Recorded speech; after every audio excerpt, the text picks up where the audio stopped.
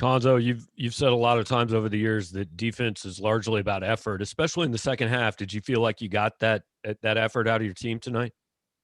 Not at all. Not at all. Just uh, don't know where to attribute that to, even where to start. Just didn't have that edge, man. That edge.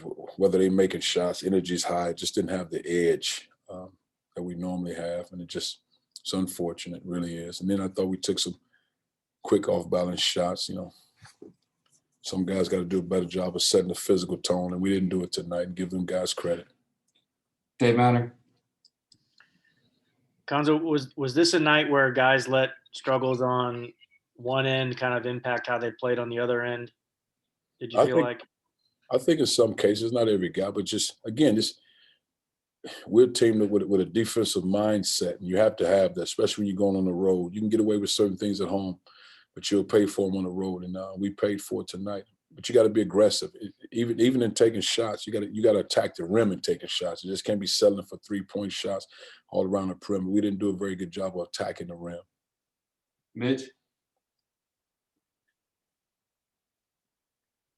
About that, Cuonzo, I don't believe y'all scored a fast break point tonight after that was obviously a big part of the game against Alabama. Is that something you feel like there were opportunities missed on, or is that something Ole Miss did well, or what kind of went into that?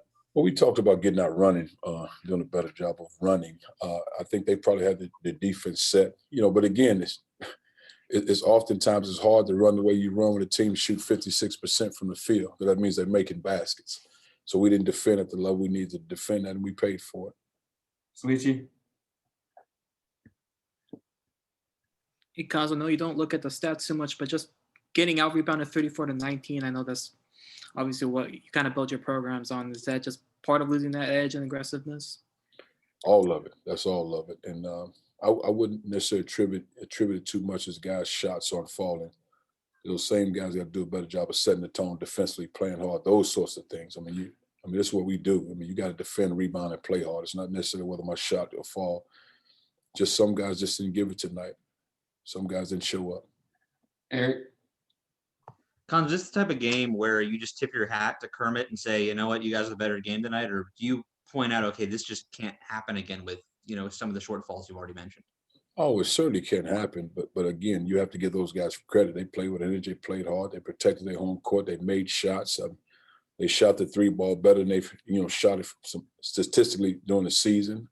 But that's what happens when you allow a team to get their head up and play with energy and play with enthusiasm. Made it a ball game. We paid for it. Ben Arnett. Cuonzo, Jeremiah only has 4 field goal attempts tonight. How would you have liked to see him get more touches and be more active? Well, wanted to be more aggressive. And, I think him missing some free throws probably slowed him up as far as being aggressive posting. He got to stay aggressive, post aggressively. But I think also the double come in different ways. He knew it was coming. Shooters got to be ready. I think he had 1 or 2 turnovers when they did double him.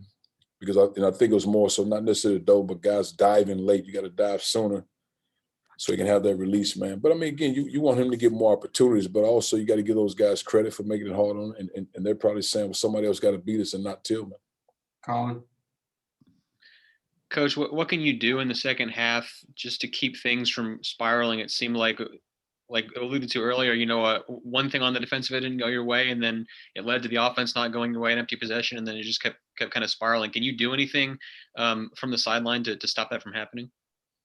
Well, I think I called it early timeout, guys. Let's go. Let's focus on what we're doing. But that has to be the leadership on the floor, and I say leadership. All the 5 guys on the floor have to take pride in what they're doing.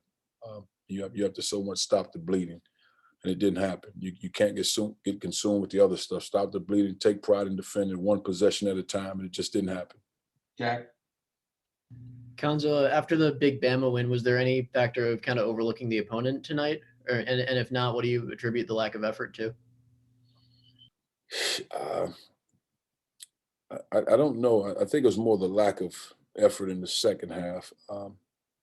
They made some plays, turnover here, turnover there, and all of a sudden they got their heads up and go 14, 15, 16, different ball game. We beat an Alabama team that was they hadn't lost a game, but it was a conference opponent, so it wasn't as if we did some respectful to those guys, like we did some special. We beat a conference opponent. You know, he just happened to be ranked 10, and that was great. But we didn't play well in the stretch there when we allowed a 22-point lead to get cut. So we just won a ball game. We didn't play great. We played great in the first half. But again, we have to do a better job defending, moving the ball, executing, cutting. And like I said, we didn't get a lot of drives at the rim outside of maybe Drew Smith. We didn't get drives at the rim at all. And that's one of the biggest things we take pride in: offensive rebounds, post touches, drives at the rim, and we didn't get that. Joel. Hey, Cuonzo. Ole Miss had a lot of success in the in-between area.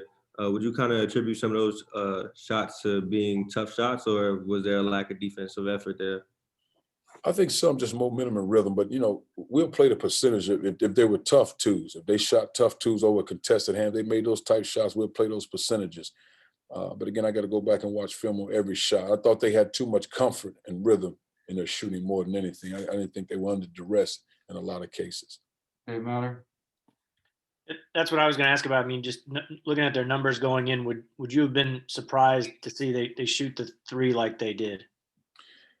Well, it surprised me because, again, they hadn't shot it well all season, but they made shots. But I think when you allow a team to get their heads up, they get confidence. And I told our guys, I said, man, they're a Division I basketball team, a talented team. I said, guys, now remember, we weren't shooting the ball well from three at one point. So it's the same thing. Those guys know how to play basketball. I said, just let's not let this be the night. And tonight was the night. Mitch. Cuonzo, X had a couple really good games against Ole Miss last year, but they kind of had an answer for him tonight, it appeared. I guess just what kind of did they do to slow him down, and what more would you maybe like to see from him? I'm not sure what they did. I mean, I didn't see it. They didn't trap him. Nothing. I just think he got to be aggressive. He got to be aggressive getting downhill. I thought he settled a lot on the perimeter. He didn't attack the rim at all. He wasn't aggressive at the rim, making plays. And that, in a lot of ways, when he's not doing that, we become stagnant because you count on that, especially certain actions that we have. He's not around the rim and he's taking tough twos or, you know, tough threes, and everybody kind of stands and it kind of goes from there. But I didn't think he was aggressive at the rim like I know he can be. Gabe.